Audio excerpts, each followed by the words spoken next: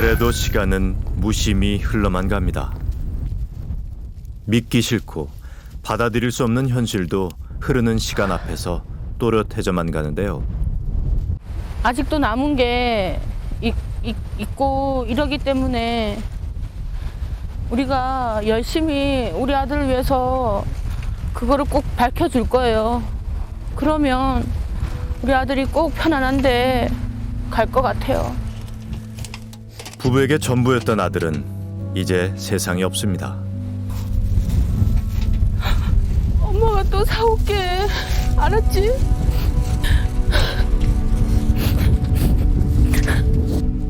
지난 7월 이곳에 아들의 유골을 뿌렸습니다. 이제 그곳에서는 더 이상 아프지 않을까요? 오늘따라 아들이 몹시 보고 싶습니다. 아마도 영원히 지울 수 없을 큰아들 민규의 흔적. 다정하고 착한 아들은 운동을 참 잘하던 아이였는데요. 한때 격투기 선수를 꿈꾸던 민규는 지난해 돌연 고등학교를 그만뒀습니다. 그리고 지난 2월부터 집을 떠나 과외교사와 함께 합숙을 했는데요. 검정고시를 준비하던 아들이 갑작스레 세상을 떠난 건 지난 6월 29일 과외 수업을 받던 숙소에서였습니다. 아들의 유품을 정리하던 엄마는 사진을 발견했는데요. 지난해 아들이 다니던 고등학교로 교생 실습을 나왔던 소연 선생입니다. 민규가 좋다고 하니까 사진을 찍어가지고는 민규가 갖고 있었어요. 기가 막힌 건 민규의 목숨을 앗아간 이가 소연 선생과 함께 교생 실습을 왔던 보배 선생이란 점이었습니다. 소연 선생과 친구 사이인 그녀는 지난해부터 민규의 과외를 맡아봤던 인물입니다. 새벽에 이제 공부를 가르치는데 학생이 피해자가 자기를 성폭행하려고 그래가지고 마침 그때 가스레인지에 보리차를 끓이기 위해서 물을 냄비 2개에다가 끓이고 있었다. 그걸 가지고 건져도 계속 달려들더라. 증인은 물론 증거도 있다고 주장한 보배 선생. 그녀가 말한 증거는 자신의 친구가 촬영한 동영상이었습니다. 숨지기 이틀 전 찍힌 민규의 모습. 온 몸에 화상을 입은 듯 보이는데요. 이날 보배 선생은 민규가 성폭행을 하려 했다며 친구에게 도움을 청했습니다. 연락을 받은 친구가 곧바로 과외 숙소로 와 민규의 모습을 찍은 겁니다. 그런데 나 죽을 뻔했어. 오늘 잠들었으면은 고지 안 걸렸으면 나 죽을 뻔했어. 성폭행을 할 뻔했어. 다 믿습니다. 저는 그렇게 다 했죠.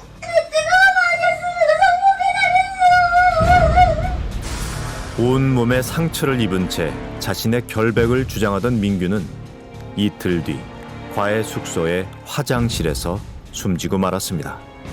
사인은 화상으로 인한 폐혈증. 보배 선생은 아픈 민규를 병원으로 데려가지도 않았는데요. 집중 추궁을 하니까 그때서야 성폭행 사실은 없습니다. 피해자가 자기 말이라면 참 잘 들었는데 6월 들어서부터 뭘 시키면은 말대꾸하고 또 공부도 게을리하고. 알고 보니 상습적으로 민규를 폭행해온 보배 선생.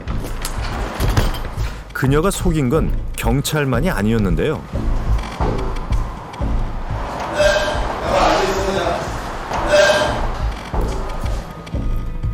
민규에게 성폭행을 당할 뻔했다는 보배 선생의 전화를 받고 과외 숙소로 달려가 현장을 촬영했던 친구 창수 씨.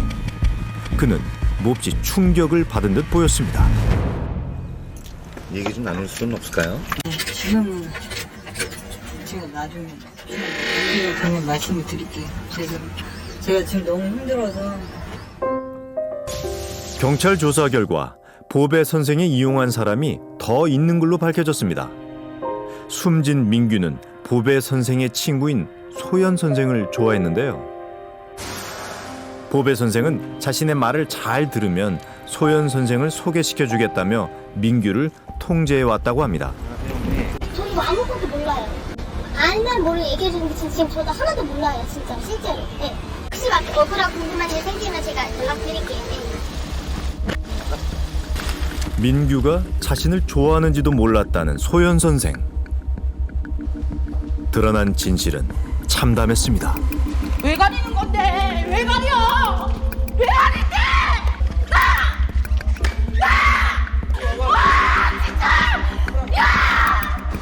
민규에게 뜨거운 물을 붓고 골프채로 폭행해 숨지게 한 과외교사. 보배 선생은 상해치사죄로 검찰에 송치됐습니다.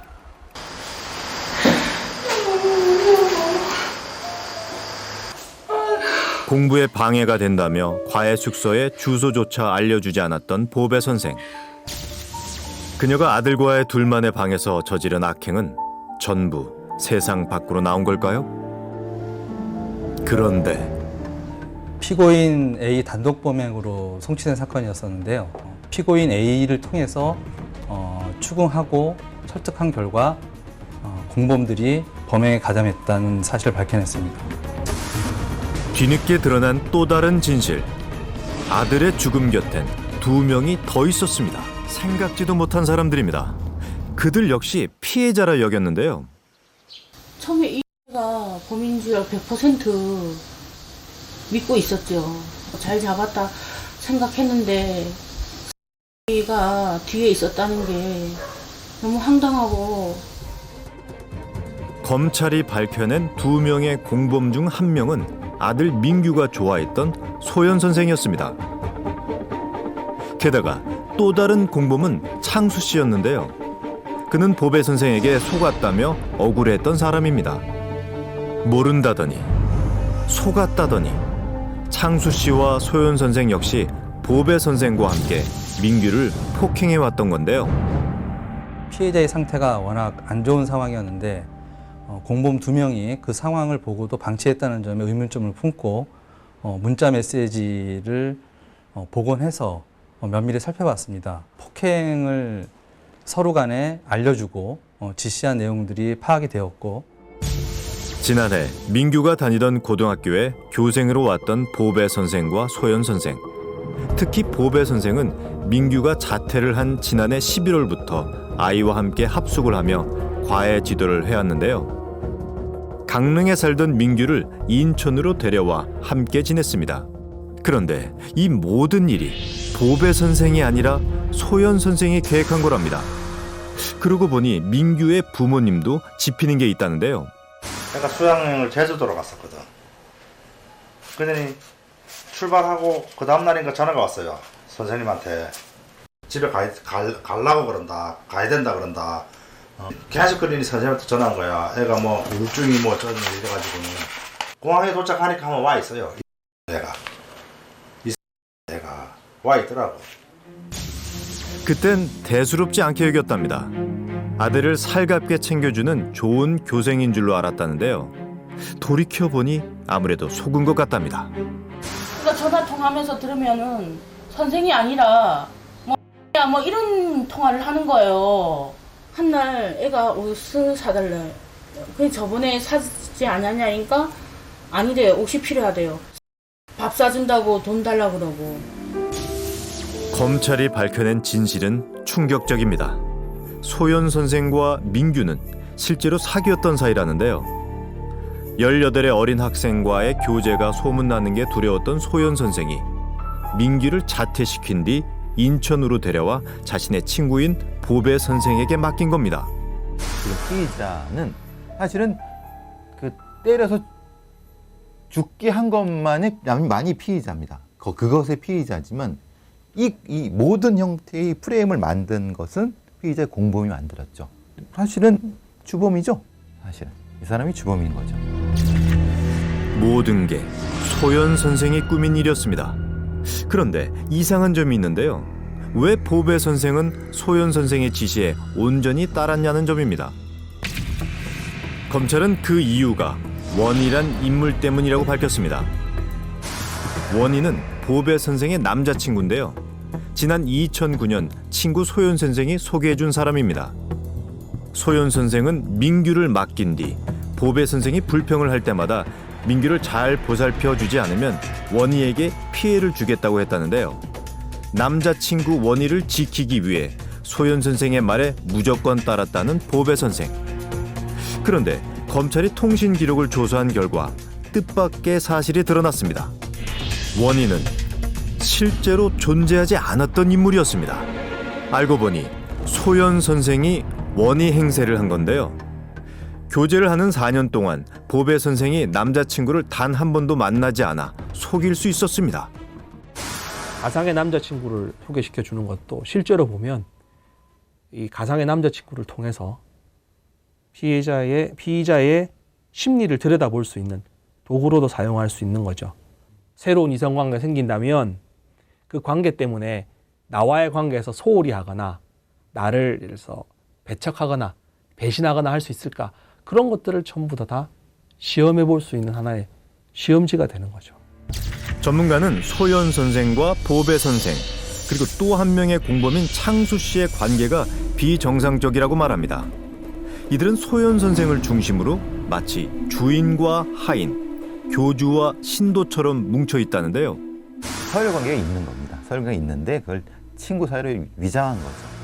기이한 관계의 그들 틈에서 어린 아들만 희생되고 말았습니다.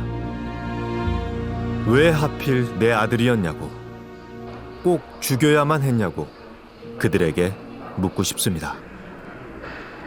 미안함은 느끼는지, 아들에게 사죄할 마음은 있는지 알고 싶은데요. 오늘 거절하시겠다고 말씀하시네요.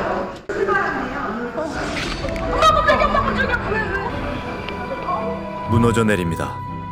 버티려 해도 억울함의 무게를 견디기 힘듭니다. 그래도 일어섭니다. 엄마가 다시 힘을 내는 이유, 새롭게 밝혀진 공범 2명이 무죄를 주장하고 있다는 얘기를 들었기 때문입니다. 폭행에 가담한 적은 있지만 죽을 만큼 때리진 않았다고, 아이를 때리라고 시키긴 했지만 장난이었을 뿐이라고 엽기적인 변명을 늘어놓고 있는 가해자들. 그들에게 기막힌 변명 대신 진심 어린 반성을 들을 때까지 엄마는 결코 무너지지 않을 겁니다.